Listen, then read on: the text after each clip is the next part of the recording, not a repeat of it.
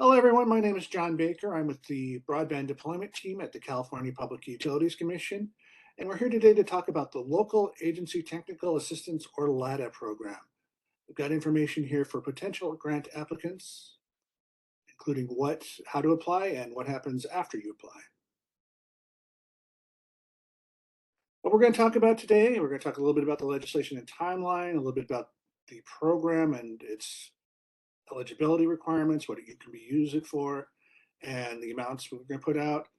A little bit about how to apply, the nature of the awards, and some references for you to follow up on your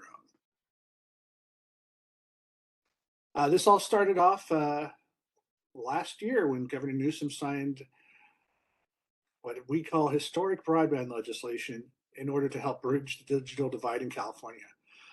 The Local Agency Technical Assistance Program, which you see highlighted there, is just one of many programs that are affected by SB 156 and other legislation, which includes a middle mile component, a last mile component, and a loan loss reserve program, all of which you might want to check into after we assist you with this program, which is to help local governments, tribes, and certain other agencies prepare for implementing broadband. This is a little bit of our timeline, how we gotten here. We started last July with the signing of the legislation.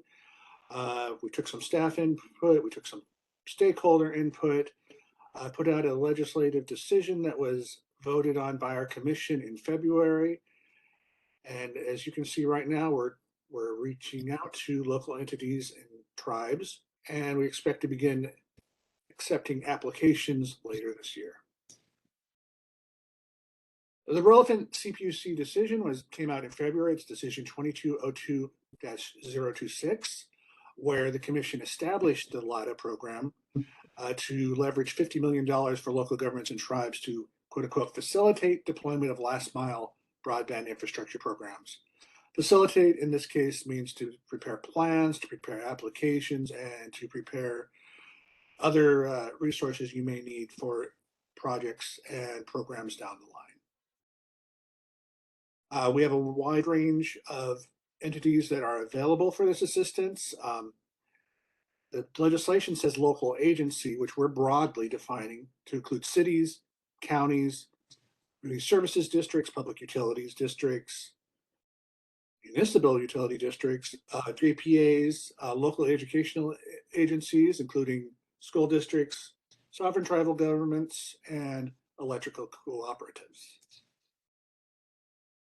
You can use this program to fund pre-construction costs that work towards developing broadband network projects to benefit unserved and underserved Californians. These might include engineering design studies, environmental studies, feasibility studies, forming a joint powers authority with other local agencies to study the above, or needs assessments, plans, or for either broadband deployment or businesses. We offer reimbursement for work projects that support these local governments to provide service. These can include consultant and CBO services that you secure to complete these projects, as well as reimbursing the local agency staff for work that's incremental to their regular roles. In other words, work that's added on to what they're already hired to do.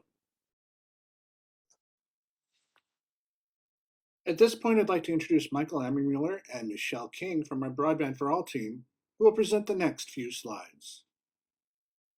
In terms of the amount of funds available in the Broadband Technical Assistance Program, the total budget is $50 million that will be awarded by the end of 2024. The maximum amount per agency per fiscal year, which is June through July, is $1 million for each of those awards. There are two different ways that a funding decision could be made. If the amount is $500,000 or less, then we can proceed with a ministerial review, which means that commission staff, such as myself, will review your application, and we can make those awards. But we also have the discretion to recommend any application to the to the full California Public Utilities Commission for a resolution process if for any reason that's necessary. The other type of decision on funding awards would take place through a commission resolution, and this requires a 30-day public comment period, and it is required for grant applications that are up to $1 million, between $500,000 and $1 million. Or it could be for something less than 500,000, as I said before, based on staff's discretion. We have a manual that is available on our website, and it's called the Grantee Administrative Manual.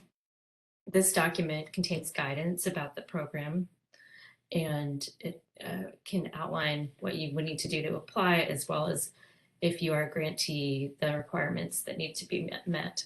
The application is a big part of the process, and then that is a spreadsheet. There are supplemental materials required. There is the application review and approval process, contact information, reporting and payment information, and other information in this manual. So this is kind of like the cookbook for those of you interested in applying and those of you who receive awards.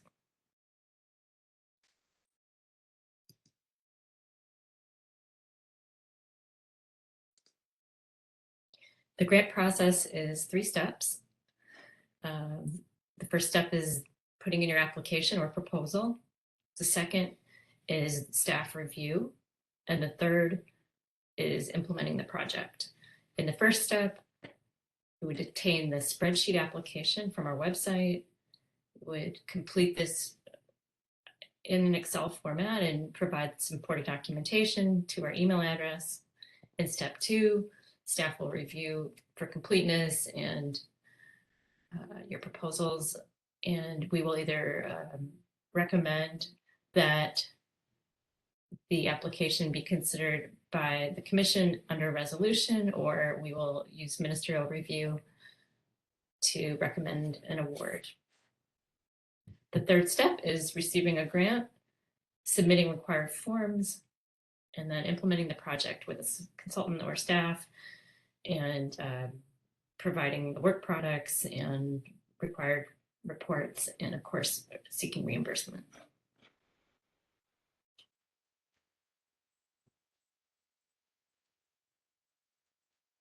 Thank you, John and Michelle. This is Michael Ammermuller. I'm also part of the broadband team, and I'll be spending the next few slides going over the applications itself. Now we'll start off with some of the application process itself. The first thing, like I said earlier, there is an Excel spreadsheet, which is the application form.